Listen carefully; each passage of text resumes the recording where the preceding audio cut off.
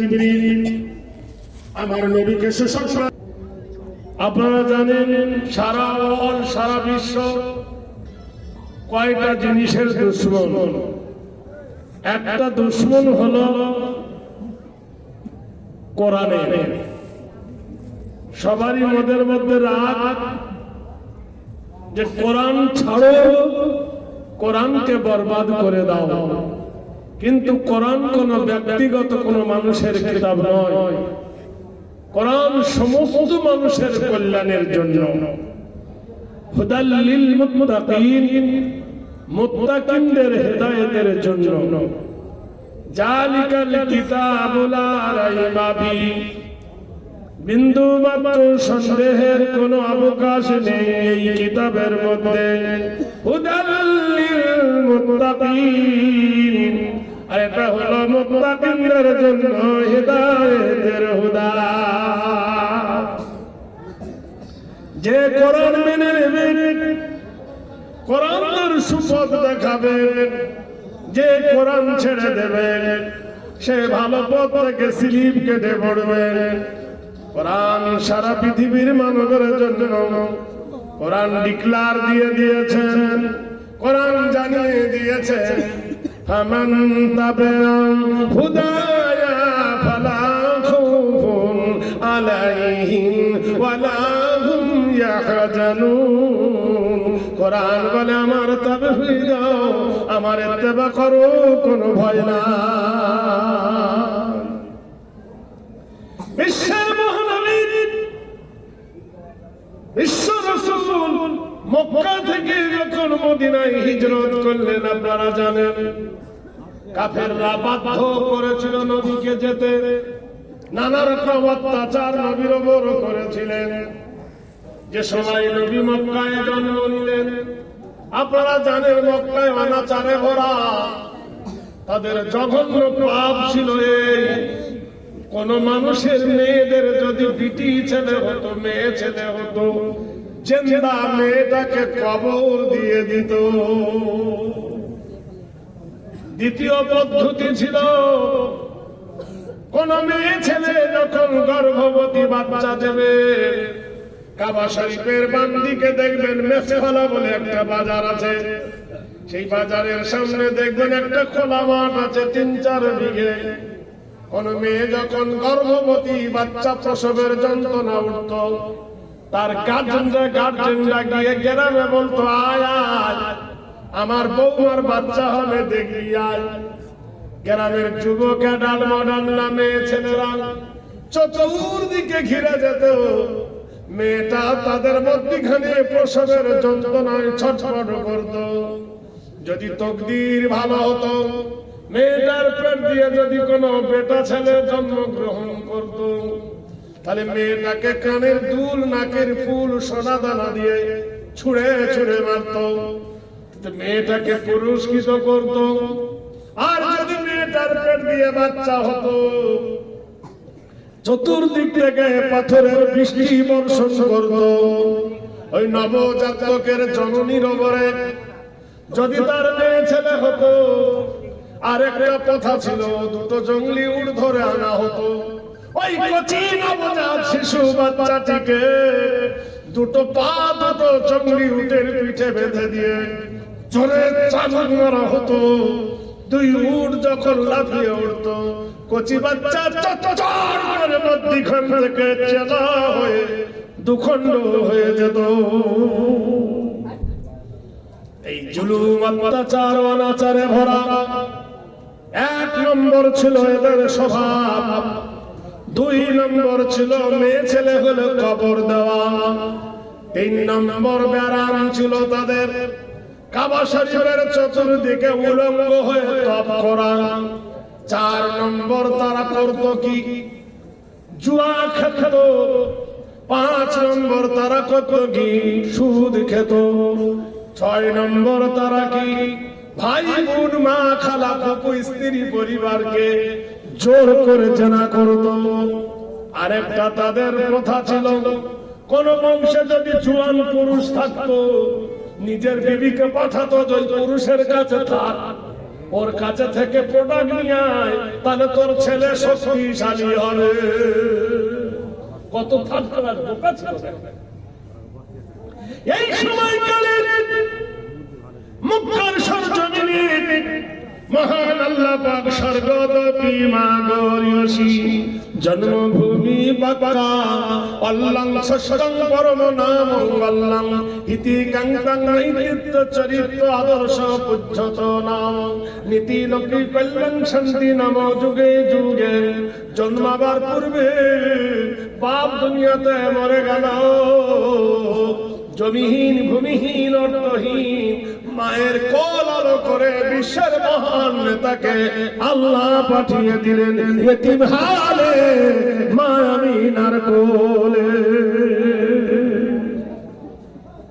অনাচারে ভরা মক্কা, বিশ্ব নবীর যখন জ্ঞান হলেন, দিকে দিকে নবী যখন উদীয়মান যুবক হলেন, বিশ্ব নবী তাজদারে মদিনা আল্লাহ পাক যখন তাকে নবুয়ত দান করলেন, যখন তিনি নবী লাইসেন্স পেলেন, তখন আল্লাহর নবীর বয়স হলো 40 বছর।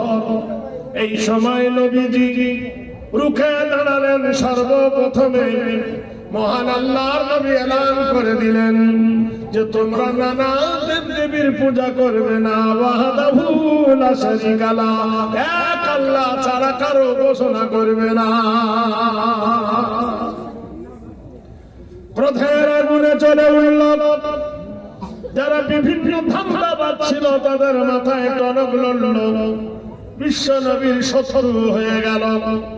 নাম্বার 2, নবী রুখে দাঁড়ালেন। ইন্না হারামাল্লাহু আলাইহিমুর রিবা, কোরআন জানিয়ে দিল সুদ তোমাদের জন্য হারাম, তোমরা সুদ খেতে পাবে না। যারা সুদের লাইসেন্স করত, সুদের কারবার করত, তারাই নবীর দুশমন হয়ে গেল।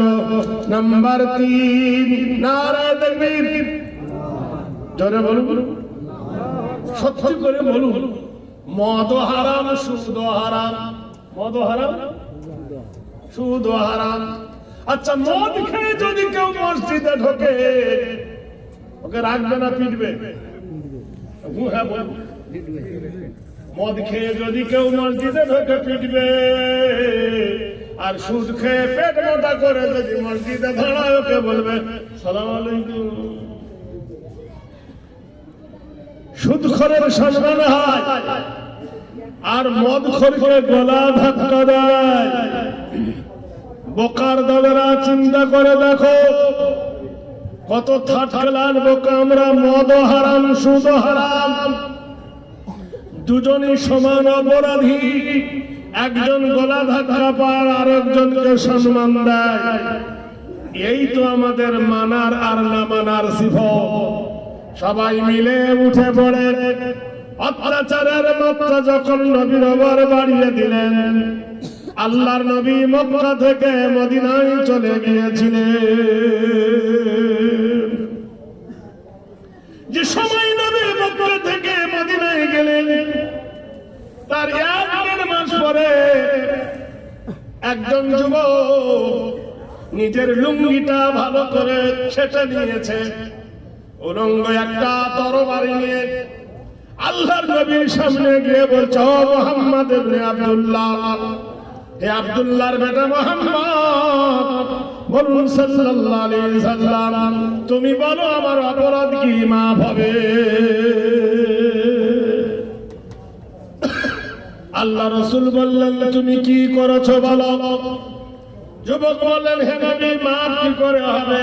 কোরআন জানিয়ে দিল, ইন্নাল্লাযীনা ফাতানুল মুমিনিনা ওয়াল মুমিনাতি সুম্মা লাম ইয়াতুবু ফালাহুম আযাবু জাহান্নাম ওয়া লাহুম আযাবুল হারিম। ইন্নাল্লাযীনা আমানু ওয়া আমিলুস সালিহাতি লাহুম জান্নাতুন তাজরি মিন তাহতিহাল আনহার যালিকাল ফাওজুল কাবীর। কোরআন জানিয়ে দিলেন, মানুষের বাহ্যিক দেখো না, মানুষ মানুষের বাহির দেখো না, অন্তরটা দেখো। যারা খালেস নিয়েতে, প্রেম নিয়ে, যারা তাকওয়া নিয়ে, বিশ্বাস নিয়ে, আল্লাহর প্রতি যারা ভরসা করে, পাপ করতে থেকে যখন তারা ফিরে আসে, আল্লাহ পাক রব্বুল আলামিনের কাছে যখন তওবা করেন, আল্লাহ ক্ষমাকারী, তাদেরকে তওবা কবুল করে নিয়ে পবিত্র বানায়। আর যারা পাপ করার পরে তওবা করে না, তাদেরকে একদল ব্যক্তিকে জাহান্নামে দেওয়া হবে। আর যারা পাপ করার পরে তওবা করে ভালো করে ফিরে আসে, তাদেরকে জান্নাত দেওয়া হবে। নারায়ে তাকবীর। দুটো দল, একদল অন্যায় করে ক্ষমা চায়, আর একদল অন্যায় করে ক্ষমা চায় না। যুবকটা বললেন, হে নবী, আমি আমার মাকে হত্যা করেছি। কি করেছ? বলে, আমার গর্ভধারী মাকে আমি হত্যা করেছি। হে নবী, আমার প্রিয়তম ভালোবাসাকে হত্যা করেছি। নবী বললে, তুমি মার্ডার করো আর যাই করো, তুমি যদি তওবা করে ফিরে এসো আর ইসলাম যদি কবুল করে নাও, ইসলামের পূর্বে যা করছো তুমি, আল্লাহ তোমাকে পবিত্র বানায় দিবে। যুবক কেন্দ্রে কেন্দ্রে বলে, হে রাসূল, আমার কি হুলিয়া নামা আপনি শুনবেন না? নবী বললেন, তোমার জীবনের কি হুলিয়া নামা বলো। যুবক বলল, হে রাসূল, আমি আপনার কাছে আসতাম না, আমি আপনার কাছে কখনো জানতাম না। হে নবী, আমারই অপরাধ কি মাফ হবে? নবী বললেন, ওয়া গাফিরিজ যাম ওয়া কাবিলিত তাওব, তুমি যদি তওবা করে না, আল্লাহ তোমাকে মাফ করে দেবে। তো অপরাধটা কি করেছো শুনি? যুবক বলেন, হে রাসূল, একজনকে ভালোবেসেছিলাম, একটা মেয়ের সাথে প্রেম করেছিলাম, আই লাভ ইউ। কি বলেছিলাম? আমি তোমাকে ভালোবাসি। হাত পাগলার বেটা, ফুল পাগলা কথাকার। ভালোবাসা করে বলে জানে না। ভালোবাসতে গেলে, নিতে গেলে দিতে হয়। সকল জনের সঙ্গে সকলের ভালোবাসা জন্মায় না। প্রেমের মহতে মজে নিজে মন, প্রেমের মহতে। শোনার ইচ্ছা আছে? একটু আগিয়ে বসুন না, অত দূর থেকে দেখতে পাচ্ছি না, একটু আগিয়ে বসুন। এবার একটু আগিয়ে আসেন। বন্ধুরা, একটু ডাকতে আগিয়ে আসুন না, আল্লাহ চাঁদরাতের উপর আগিয়ে দেবে। সামনে আসেন, সামনে সামনে। একটা বুড়া মানুষ আসুন, একটু গল্প করি। কি আসছে? বস, আদর করে ডাকছি।